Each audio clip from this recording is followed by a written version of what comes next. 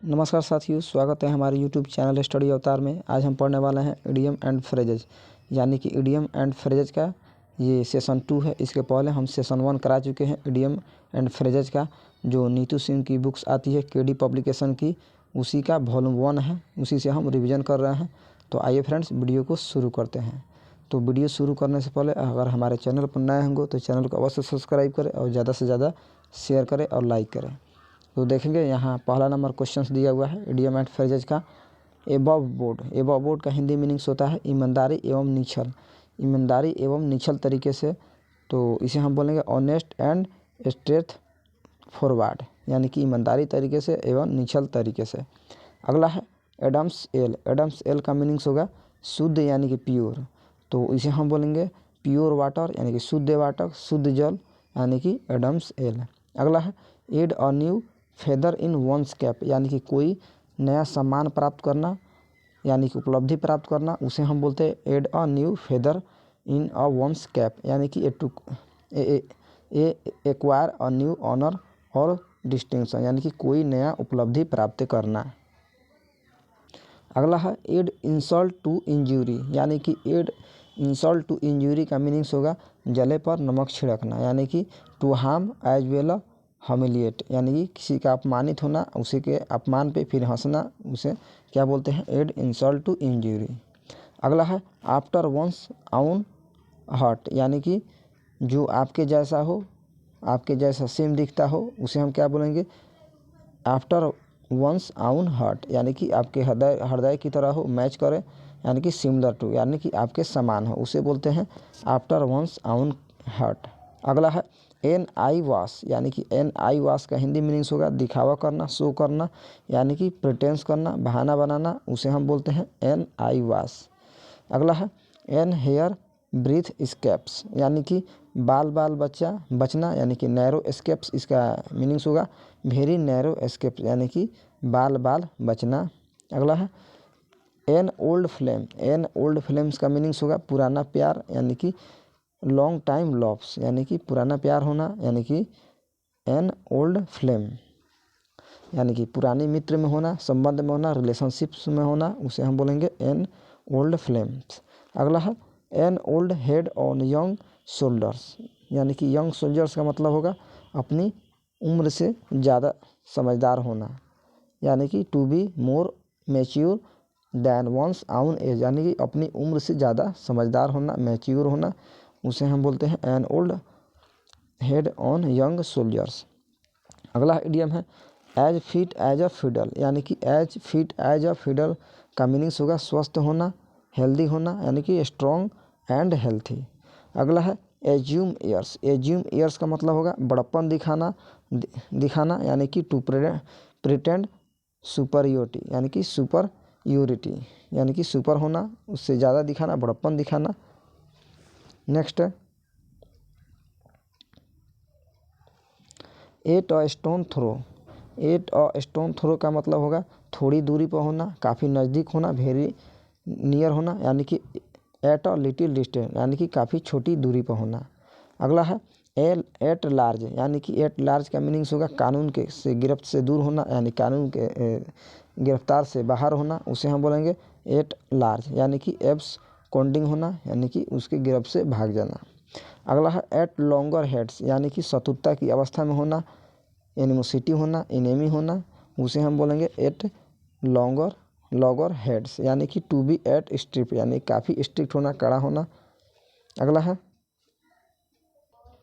Eight not का meanings होगा असम्मान करना, यानी कि डिसऑनेस्ट करना, अनादर करना, यानी कि टू डिसरिगार्डेड टू और treat as if no importance, यानी कि इम्पोर्टेंस न देना, उसको महत्वहीन समझना, उसे हम क्या बोलेंगे एट नॉट, यानी कि असम्मान करना, यानी कि उसे निराश करना। अगला है एट ओड्स का मीनिंग होगा असहमत होना, नॉट एंग्री होना, यानी कि सहमत नहीं होना, इसे हम बोलेंगे एट ओड्स, यानी कि डिसएग्रीमेंट होना, असहमत होना। अगला है एट सी का हिंदी मीनिंग्स होगा उलझन में होना, घबराया हुआ होना, यानी कि वेरी पजल्ड होना, टू बी कन्फ्यूज, यानी कि कन्फ्यूज सिचुएशन में होना। अगला है at once back and call, यानी कि बैक एंड कॉल्स का मतलब होगा आज्ञा में हाजिर रहना, यानी कि एट अ सर्विस, यानी कि हमेशा सर्विस में रहना, सेवा में रहना, यानी कि किसी की आज्ञा का पालन करना, उसे हम बोलेंगे at once back and call. इसका इडियम्स हो जाएगा। अगला है बैक स्टेयर इन्फ्लुएंस, यानी कि ऐसा प्रभाव जो असार्वजनिक हो एवं सही नहीं हो, उसे हम बोलेंगे बैक स्टेयर्स इन्फ्लुएंस, यानी कि इम्प्रॉपर एंड प्राइवेट इन्फ्लुएंस। अगला है बेग एड। बेग एग का मतलब होगा अवांछनीय व्यक्ति, यानी कि ए वर्थलेस पर्सन, ऐसा व्यक्ति जो बेकार हो, यूजलेस हो, उसे हम बोलते हैं बेग एड्स, यानी कि अवांछनीय व्यक्ति, यूजलेस पर्सन। अगला है बैडी, यानी कि बैंडी वर्ड्स। बैंडी वर्ड्स का मतलब होगा जुबान लड़ाना, यानी कि टू आर्ग्यू, बहस करना, जुबान लड़ाना, प्रोवोक करना, यानी कि बैंडी वर्ड्स होगा। अगला है बैंक अपॉन। बैंक अपॉन का मीनिंग होगा यानी कि निर्भर रहना, तो इसे हम बोलेंगे डिपेंड रहना, उस पर निर्भर रहना, काउंट ऑन रहना, यानी कि उस पर निर्भर रहना। अगला है बैटेड ब्रेथ। बैटेड ब्रेथ का मतलब होगा चिंता इत्यादि को सांस रुलाना, यानी कि रुकना, यानी चिंता इत्यादि से सांस रुकना, यानी कि हमेशा चिंतित रहना, एंजाइटी रहना, वरी रहना, उसे हम बोलेंगे बैटेड ब्रेथ, यानी कि holding your breath in anxiety, यानी कि हमेशा चिंतित रहना। नेक्स्ट है कॉट रेड हैंडेड, यानी कि कॉट रेड हैंडेड का मतलब होगा रंगे हाथे पकड़े जाना, तो इसे हम बोलेंगे कॉट रेड हैंडेड, यानी कि to be caught while committing a crime, यानी कि क्राइम करते हुए पकड़े जाना, दोषी करते हुए, अपराधी करते हुए पकड़े जाना। अगला है bee in bad books of, यानी कि कृपया पात्र में न होना, फेवर में न होना, उसे हम बोलेंगे be in bad books of, यानी कि आउट ऑफ फेवर, यानी कि फेवर से बाहर होना। अगला है bee in bad adore of, यानी कि किसी भी बुरी राय में होना, यानी कि असंगत में होना, उसे हम बोलेंगे be in bad order of, यानी कि टू आउट ऑफ फेवर, यानी कि फेवर से बाहर होना। Next be in good books of, यानी कि कृपा पात्र में होना, be to be in kind favour, यानी कि फेवर में होना। Next be in good order of, यानी कि be in good order of का मतलब होगा किसी की अच्छी राय में होना, यानी कि अच्छी राय में होना, फेवर में होना, यानी कि टू बी गुड फेवर, यानी कि ये 2 बार आ चुका है। Next be in the driving seat, यानी कि be in the driving seat idioms का मतलब होगा सारी जिम्मेवारी का भार उठाना, यानी कि बैक ऑन करना, अनुसरण करना, to take the whole responsibility, यानी कि पूरी दायित्व को निभाना।